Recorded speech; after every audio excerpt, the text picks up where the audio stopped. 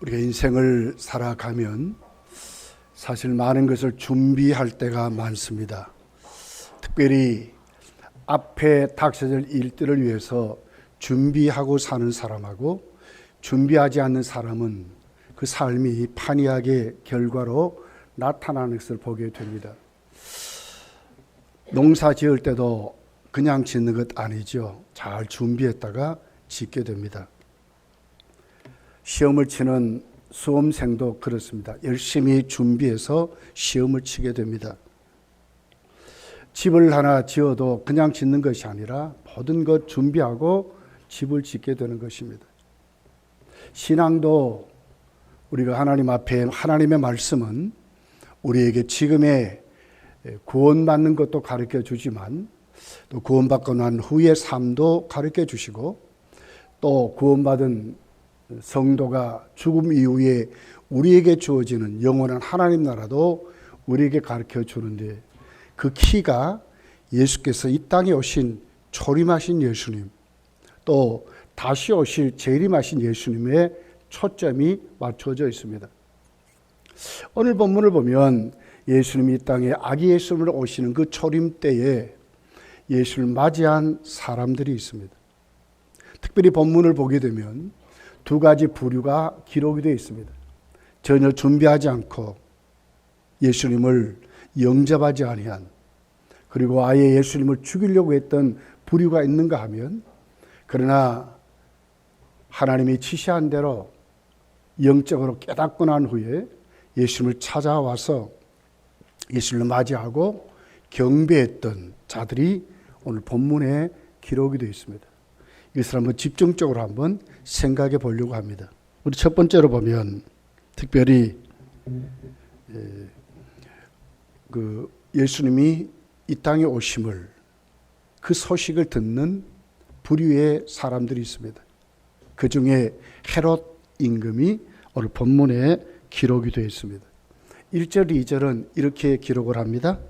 헤롯 왕 때에 예수께서 유대 베들레헴에 나심에 동방으로부터 박사들이 예루살렘에 이르러 말하되 유대인의 왕으로 나시니가 어디 계시냐? 우리가 동방에서 그의 별을 보고 그에게 경배하러 왔노라. 예수님의 탄생이 어디에서 태어나느냐 하고 동방에서 온 박사들이 묻게 된 것으로 시작이 됩니다. 맨 처음에 그 소식을 들은 사람들이 헤롯 임금이었습니다. 그리고 그 소식을 온 거기에 예루살렘 사람도 들었습니다. 그랬더니 소동이 일어났다고 말씀합니다. 결국 헤롯은 예수께서 어디에 태어날 것을 알게 되게 됩니다. 4절서 6절까지를 보면 이렇게 성경이 기록합니다. 왕이 모든 대장과 백성의 서기관들을 모아 그리스도가 어디서 나겠느냐 물으니 이르되 유대 베들레헴에 오니 이는 선지자로 이렇게 기록된 바 또 유대 땅 베들레헴아 너는 유대 고을 중에서 가장 작지 아니하도다. 내게 산 다스리는 자가 나와서 내 백성 이스라엘의 목자가 되리라 하였습니다. 유대 땅 베들레헴의 서기관들을 통해서 알게 되는 것으로 기록을 하고 있습니다. 그랬더니 헤롯이 어떻게 합니까? 7절에서 9절까지를 보면 자기 왕권의 위협을 느끼고 권모술수와 거짓으로 박사들을 속이고 예수께서 탄생하신 곳을 그곳을 알면 가서 죽이려고 했던 헤롯을 보게 됩니다. 이에 헤롯이 가만히 박사들을 불러 별이 나타난 때를 자세히 묻고 베들레헴으로 보내며 이르되 가서 아기에 대하여 자세히 알아보고 찾거든 내게 고하여 나도 가서 그에게 경배하러 하게 하라. 박사들이 왕의 말을 듣고 갈세 그랬습니다. 나도 당신들 같이 유대인의 왕이 태어나면 나도 가서 경배하겠다. 그러니 가서 알면 나에게 바로 가르쳐 주라. 얼마나 좋은 말입니까? 그런데 본심은 뭡니까? 알면 가서 죽이려고 한 것입니다. 그래서 그때로부터 시작해서 지금 박사들이 자기의 묻는 여기까지를 추적하는 헤롯을 보게 되는 것입니다. 그런데 하나님은 어떻게 하셨습니까? 완벽하게 헤롯이 작전을 짰잖아요. 동방 박사들을 속일 수 있는지를 몰라도 하나님이 아기 예수님을 보내시는 하나님의 영원한 계획이 이루어지는 이 순간에 하나님은 가만히 안 계셨어요. 철저히 아기 예수를 지키고 박사들로 하여금 그 별로 인도하게 해서 결국은 아기 예수님을 경배하고 다른 길로 가게 하시고, 그리고는 아버지 요셉에게 헤롯이 아이를 찾는다 가르쳐서 피신하도록 아기 예수님이 이 땅에 오시는 것을 철저히 지키게 하시는, 그래서 헤롯의 권모설수와 거짓이 아주 실패로 돌아가도록 하나님이 개입하시는 것을 보게 됩니다. 9절 10절이 이렇게 기록합니다. 동방에서 보던 그 별이 문득 앞서 인도하여 가다가 여기 있는 곳 위에 머물러 서 있는지라. 그들이 별을 보고 매우 크게 기뻐했다 그랬습니다. 그렇게 해서 결국 박사들이 예수께 찾아가도록 하나님이 그들을 인도하셨습니다. 큰일 났습니다. 이제 헤롯에게만 가면 난리가 나는 겁니다. 또 하나님은 요셉에게 찾아왔습니다. 13절을 보면 이렇게 기록합니다. 그들이 떠난 후에 주의 사자가 요셉에게 현명하여 이르되 헤롯이 아기를 찾아 죽이려 하니 일어나 아기와 그의 어머니를 데리고 애굽으로 피하여 내가 네게 이르기까지 거기 있으라 하니라. 피할 장소까지 나라까지 하나님이 지시해서 요셉으로 하여금 아기 예수님을 지키도록 하시는 하나님의 거룩한 영원한 계획이 이루어지는 것으로 기록을 하고 있습니다. 여러분, 성경은 하나님에 대해서 뭐라고 합니까? 민수기서 23장 19절을 보면 이렇게 성경이 하나님에 대해서 말씀합니다. 하나님은 사람이 아니시니 거짓말을 하지도 아니하시고 인생이 아니시니 후회가 없으시도다. 어찌 그 말씀하신 바를 행하지 아니하시며 하신 말씀을 실행하지 아니하시리라. 헛되게 말씀하시도 아니할 뿐만 아니라 하나님 한 번 말씀하시면 반드시 실행해서 이루어지게 하겠다 하는 것입니다. 사람이 아니라 이렇게 말하는 거예요. 두 번째로 예수님 오실 때에 예수님을 영접하니 했던 부류가 있습니다. 바로 서기관들과 종교 지도자들, 그리고 예루살렘에 있었던 유대인들인 것을 보게 됩니다. 오늘 3절이 이렇게 기록합니다. 헤롯 왕과 온 예루살렘이 듣고 소동한지라. 요한복음 1장 11절에 보면 구체적으로 그들을 지적했습니다. 자기 땅에 오며 자기 백성이 영접하지 아니하였다 그랬습니다. 소동했습니다. 그러면 가야지요. 알려고 해야지요. 진짜 메시아가 오느나, 진짜 우리에게 약속한 이 유대인의 왕이란 말은 메시아라는 별칭입니다. 다윗의 자손 다 별칭입니다. 예수님 누구십니까? 메시아로 오시는 것입니다. 그래서 그분을 그리스도라고 하는 것입니다. 오신다고 알면 난리를 쳐야죠. 진짜 소동했다면 실행에 옮겨야지. 진짜 오셨는가? 진짜 이곳에 오시는가? 그들은 분명하게 성경을 압니다. 유대 땅 베들레헴이라는 것도 압니다. 그러면 그곳에 가봐야 되지 않겠습니까? 이방인이 가는 것이 문제가 아니라 번일도로 가야 되지 않겠습니까? 그런데 전혀 반응하지 아니했다고 말합니다. 완전히 무관심한 그들을 봅니다. 이론적으로는 알 수 있었지만 실질적으로 믿지 아니했다 그 말입니다. 셋째로 보면 예수님을 오심을 참되게 모시지 아니했던 여관 주인을 보게 됩니다. 베들레헴 여관 주인 그는 가장 먼저 목자들보다도 동방 박사들보다도 가장 먼저 모실 수 있는 사람인데도 불구하고 그 영적인 무지가 자기들 삶이 바쁘다는 핑계로 자기들이 가지려고 했던 그 욕심 때문에 아주 몰인정하게 예수님을 말구유에 모시도록 한 것까지는 허락했지만 결국은 모실 곳이 없어 말먹이통에 오실 수밖에 없었다고 오늘 여관 주인을 향하여 성경이 지적을 하고 있는 것입니다.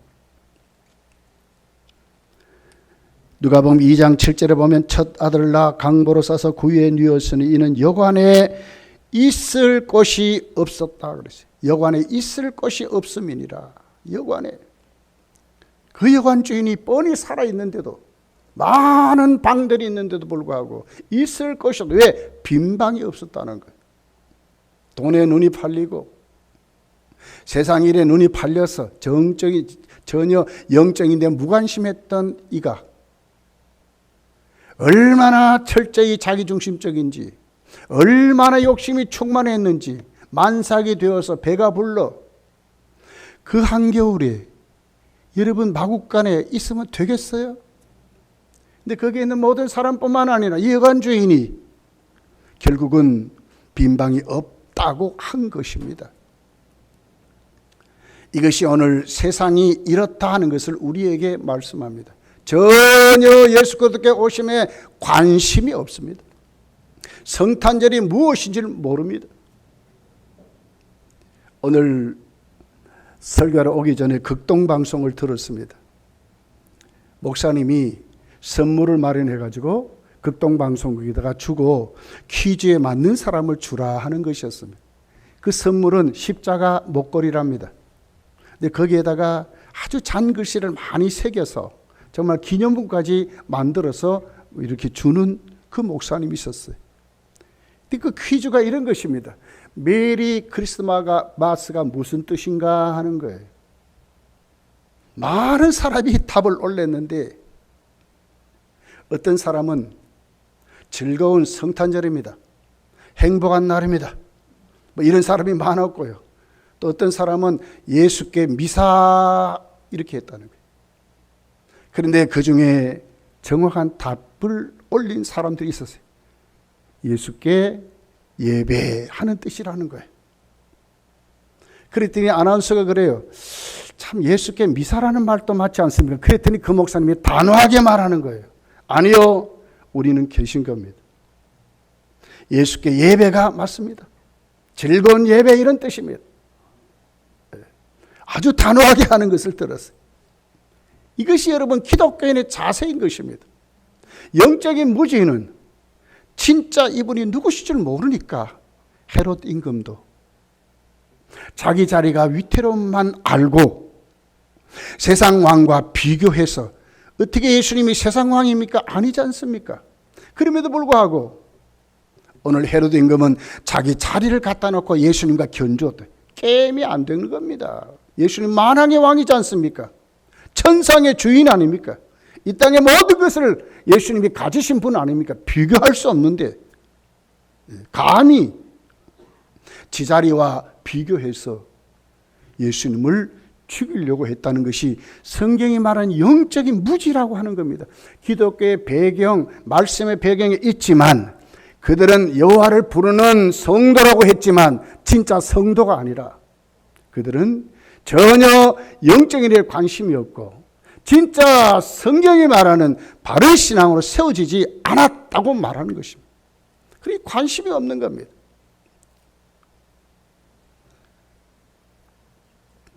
여러분, 예수님 다시 오실 때에 예수님은 재림하시는 그 예수님은 우리에게 뭐라고 말씀했나요?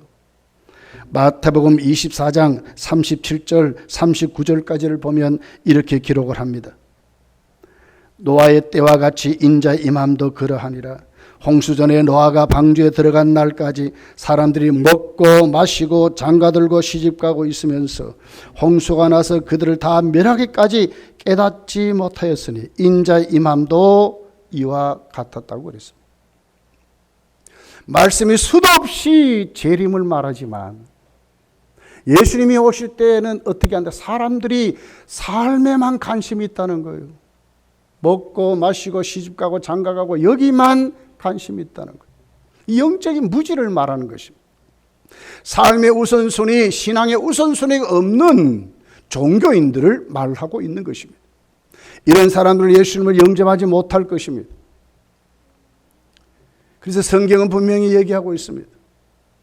예수님 오실 때도, 초림한 예수님 오실 때도 진짜 예수님을 가장 먼저 모실 수 있는 그들이 예수님을 모시지 못했다고 정확하게 정죄를 하고 있는 것입니다.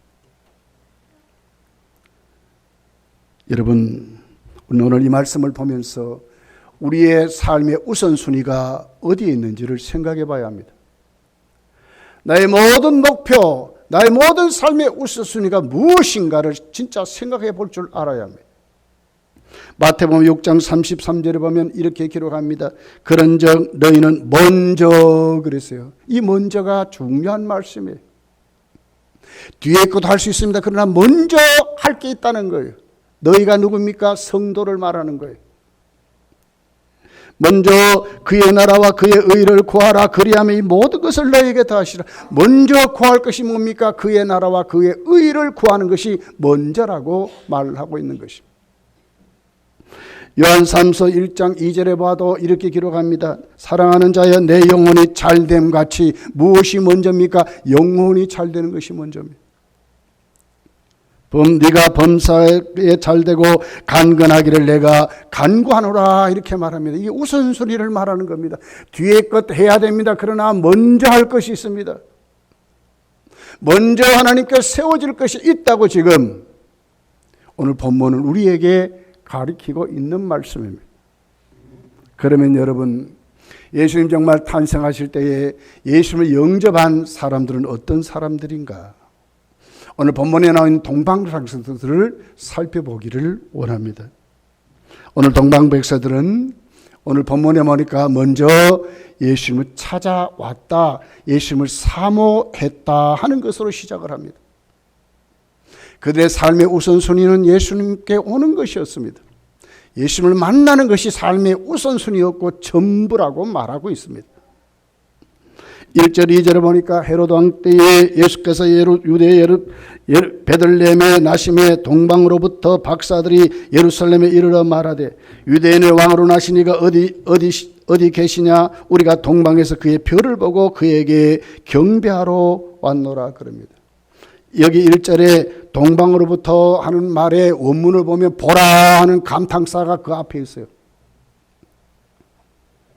예루살렘 사람들아, 헤롯 임금아, 너희들 보라 그 말이 우리가 여기에서 왔는데 보라.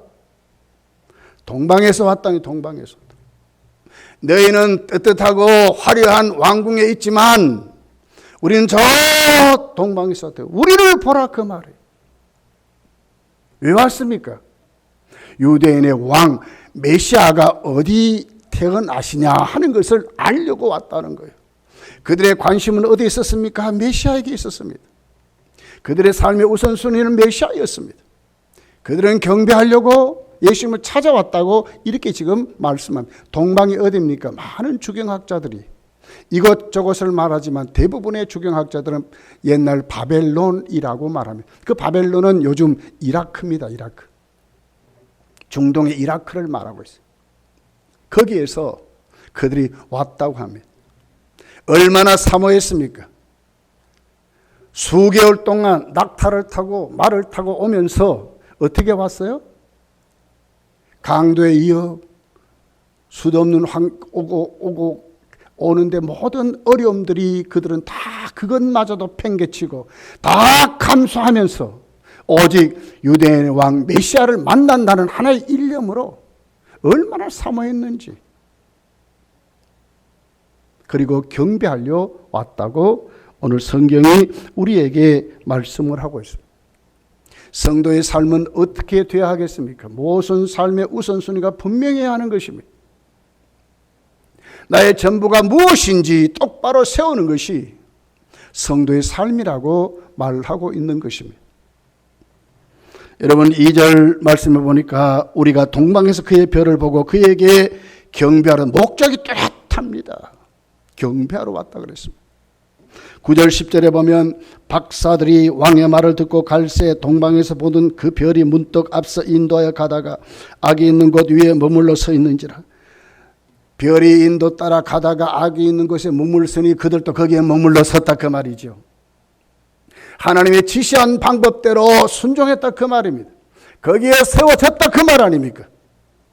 자기들의 생각, 자기들의 가치관, 자기들이 모든 가진 것 그것 아니고 하나님이 지시한 대로 거기에 서서 경배하려고 했다 하는 것을 지금 말하고 있는 것입니다. 삶의 철학입니다.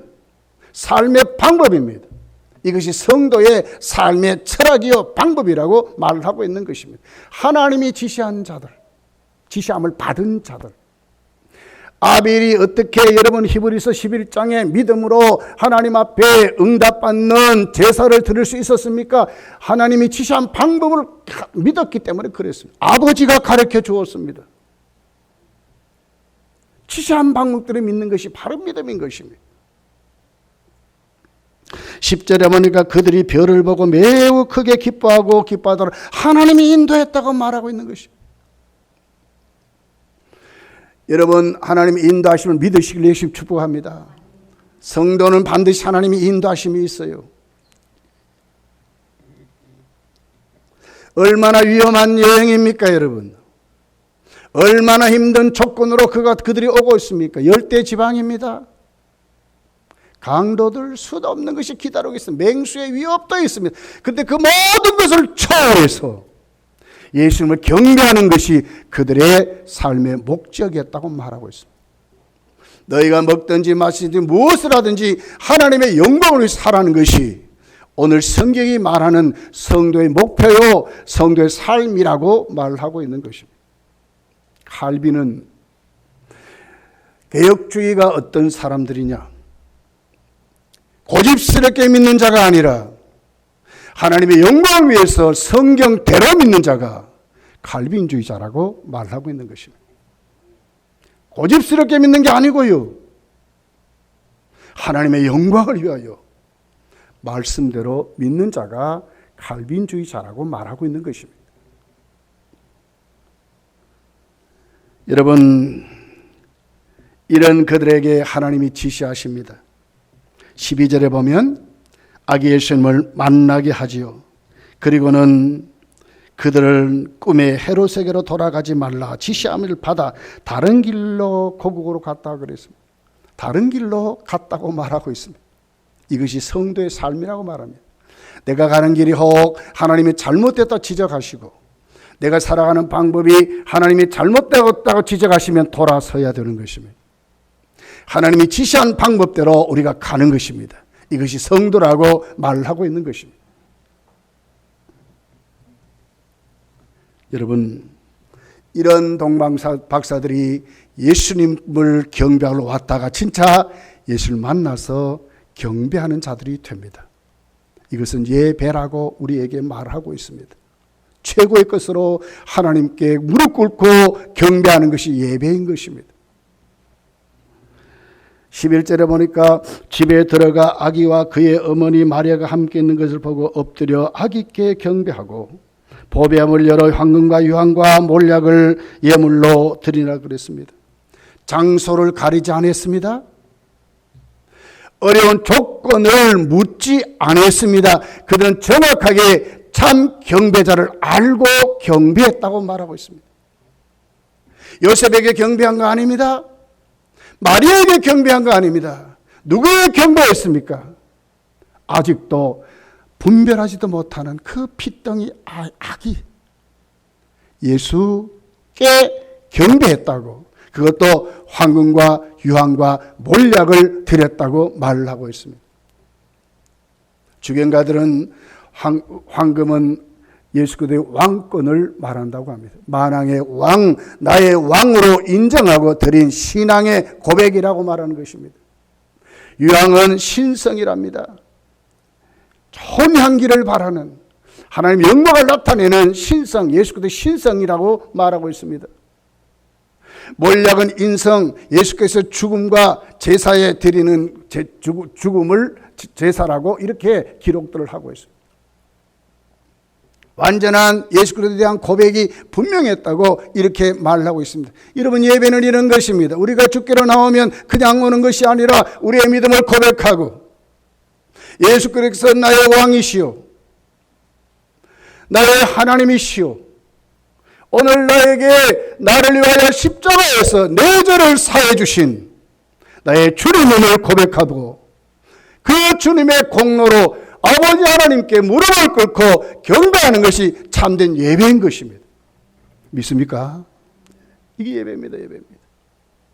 오늘 동방 박사들은 이방인입니다. 그러면서도 여기 와서 예배를 드렸다고 말을 하고 있는 것입니다. 여러분, 그렇습니다. 오늘 이 말씀을 우리가 좀 더 정리해 보면 그런 것입니다. 성도는 정말 신앙의 삶의 우선순위가 분명해야 한다고 말하고 있습니다. 잘 살아야지요. 바쁘게 살아야지요. 많은 일 해야지요. 그러나 중요한 키가 있습니다. 그러나 삶의 우선순위를 정하고 살아랍니다. 무엇이 먼저인가를 알고 살아가라고 말을 하고 있습니다. 동방박사들은 오늘 본문의 12절에 보면 이렇게 말합니다. 그들은 꿈의 헤롯에게로 돌아가지 말라 하심을 받아 다른 길로 어디로 갔습니까? 고국으로 왔습니다. 예수님 만나러 어디까지 왔습니까? 유대 땅 베들레헴까지 왔습니다. 그러나 여기에 머물지 않았습니다. 이것이 전부라고 하지 않았습니다. 그들은 또시 다 삶의 현장으로 돌아갔다고 말하는 것입니다. 이것이 성도의 삶이라고 우리에게 말합니다. 삶의 현장도 분명히 해야 합니다. 잘 해야 합니다. 잘 살아야 합니다. 열심히 해야 합니다. 하나님 앞에 참으로 부지런히 이렇게 살아야 합니다. 그러나 그 삶 속에서도 가장 우선순위는 예배라고 말하고 있습니다. 누구를 위해서 사는가? 누구를 위해서 먹고 사는가? 누구를 위해서 바쁜가를 묻고 있는 것입니다. 무엇을 위해 그러느냐고. 진짜 영적으로 하나님께 나와 예배자로 사는가, 예배드리는가, 그리고 그 예배를 통해서 하나님 앞에 주님 만나고 힘을 얻고 능력을 얻고 나가서 세상에서도 그 힘으로 사는가를 지금 묻고 있는 거예요. 이것이 지금 성도라고 말하는 것입니다. 예수님 오실 때는 다 이런 자들이었습니다. 이런 자들이 예수님을 만났다고 우리에게 말씀하고 있는 것입니다. 여러분 다 예배의 성공자들이 되시기를 예수님 축복합니다. 우선순위가 분명해야 합니다. 먼저 기억해야 합니다. 먼저가 뭔지, 여러분에게 먼저가 뭔지. 두 번째는 이들은 예수님을 진짜 왕으로 모셨다는 거예요. 주님은 그들에게 메시아였다고 지금 고백을 합니다. 여러분 이들을 보십시오. 이들은 바벨론에 얼마나 안정된 삶을 살았습니까? 한마디로 박사랍니다. 박사라. 별들을 연구하는 박사랍니다. 점성가들이었습니다. 북한을 보니까요, 인공위성을 날리고 그런데 한 그 박사들을 굉장히 대우합니다. 영웅 칭호를 막 줍니다. 우리나라도 과학자들을 그냥 안 대합니다. 굉장히. 그래서 우리나라의 기술이 외국으로 팔려나가는 것을 철저히 감독하고 지키고 그럽니다. 최고의 지식인들이었습니다. 가장 많은 명예를 누리는 자들이었습니다. 힘도 있습니다. 재력도 있습니다. 황금과 유황과 몰력을 가져올 정도로 재력도 있습니다. 이런 안정된 삶 그들이 어디에 있습니까? 아기 예수께 무릎을 꿇었다는 거예요. 아기 예수를 유대인의 왕이라고 불렀습니다. 이건 뭡니까? 우리의 진짜 왕, 나의 왕은 예수 그리스도입니다 하는 것을 고백하는 것입니다. 성도요, 여러분의 삶에도, 여러분에게도, 여러분의 가정에도, 여러분의 모든 사역에도 예수님이 왕이 되시기를 예수님 축복합니다. 이것이 바른 신앙입니다. 바른 신앙. 자, 보십시오. 예수님이 십자가에 못 박혀 죽으실 때에 예수님을 못 박은 백부장의 고백을 들어보세요. 마태복음 12장 27장 54절에 있는 말씀입니다. 백부장과 및 함께 예수를 지키던 자들이 지진과 일어난 일들을 보고 심히 두려워하여 이르되 이는 진실로 하나님의 아들이었도다 고백했어요. 민족의 배신자로, 로마의 배신자로 못 박았는데 보니까 그분이 진짜 왕이라는 거예요. 코바디스라는 영화를 보셨습니까? 거기에 보면 예수님이 그 무덤에 덮었던 그 수의, 이것을 철저히 지키는 자들이 있었습니다. 그분들이 누구예요? 많은 숨어있는 카타콤에서 예배드리는 그들이었는데 마지막 그것을 지키는 자가 백부장이었습니다. 오늘 여기에 나오는 백부장이었습니다. 회개하고 새 사람 되었습니다.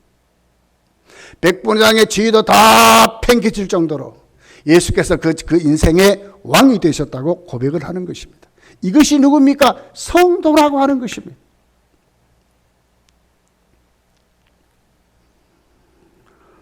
여러분 의심하는 도마를 보십시오. 예수님 부활했다는 소식을 듣고도 나는 못 믿겠다. 나는 직접 보고 만져보지 않고 나는 못 믿겠다 하는 그 도마가 부활해서 예수님을 진짜 만나게 되면서 고백하는 내용입니다. 요한복음 20장 28절에 도마가 고백합니다. 도마가 대답하여 이르되 나의 주님이시오 나의 하나님이시나이다 고백했어요. 이 도마가 예수님을 왕으로 모신 것입니다. 그리고는 어디 갑니까? 나중에 인도 가서 순교하고 죽습니다. 왜요? 예수님이 왕이시기 때문에 그랬어요. 그분을 위해서 살기 때문에 그렇게 순교까지 했다고 역사가 우리에게 가르쳐주고 있는 것입니다.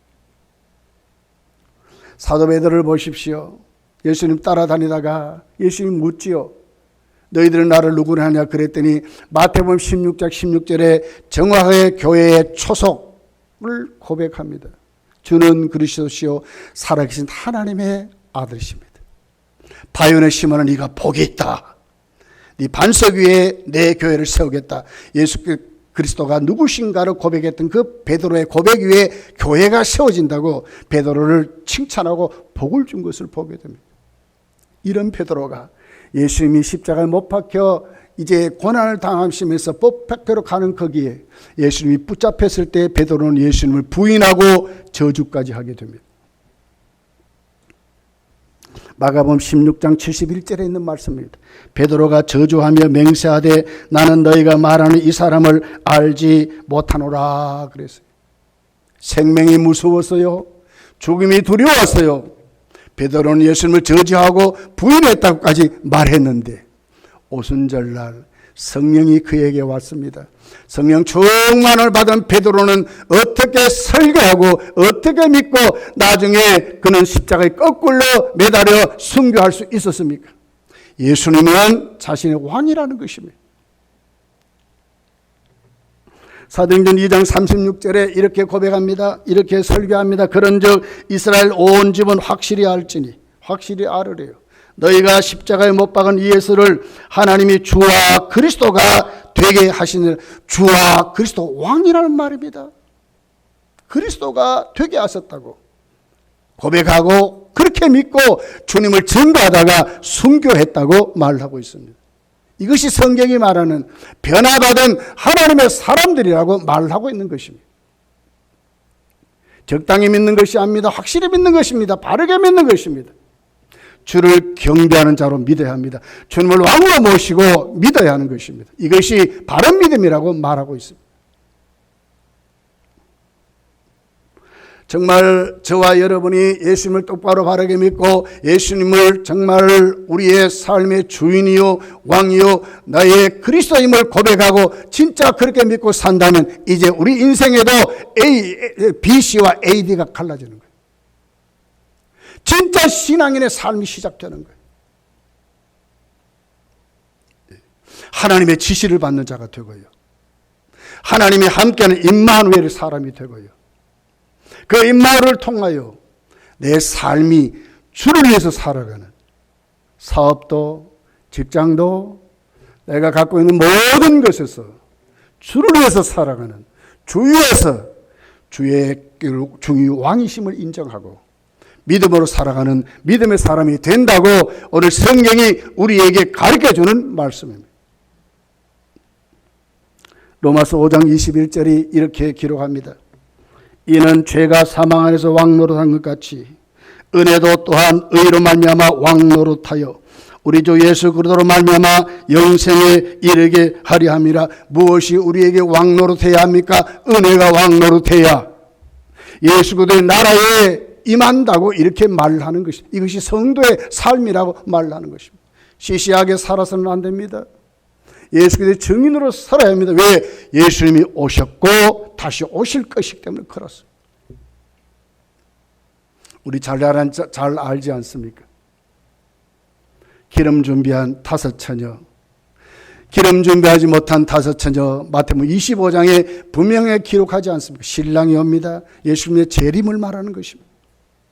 준비하지 않는 자들은 어떻게 버림받는다고 오늘 성경이 우리에게 구체적으로 말하며, 여러분 요한계시록 맨 마지막 장, 맨 마지막 2구절 어떻게 기록됐습니까? 이것들을 증언하신 이가 이르되 내가 진실로 속히 오리라 하시거늘 아멘 주 예수여 오시옵소서. 얼마나 사모하는 자들의 음성입니까? 주 예수의 은혜가 모든 자들에게 있을지어다 아멘. 이것이 성경의 맨 마지막 구절입니다. 하나님이 천지를 창조하셨습니다. 역사가 시작됐습니다. 거기는 하나님 택한 백성도 있고 불신자들이 있게 됩니다. 그러나 도저히 흐르는 이 역사의 맨 마지막 순간이 뭡니까? 예수님이 오신다는 것이었어요. 그 오시는 그 주님을 사모하는 그들에게 오 아멘 주 예수여 오소옵시옵소서 하는 그들에게 복이 있을지어다 말하는 겁니다. 초림하신 예수를 맞이한 그 이방인이었던 동방박사들은 이런 믿음으로 예수님을 만났고 영접했고 경배했고 그분을 왕으로 모셨습니다. 여러분 이 성탄절에 우리의 믿음이 더 한번 새로워지고 더 한번 탈바꿈하고 더 질서 있게 성경이 말하는 대로 정말 예수님을 똑바로 모셔서 우리의 삶의 우선순위는 예배다 꼭 생각하시고 한 걸음 더 나아가 내 삶의 모든 주인은 주님이시다 고백하시면서 살아가시기를 예수님 축복합니다. 기도하겠습니다.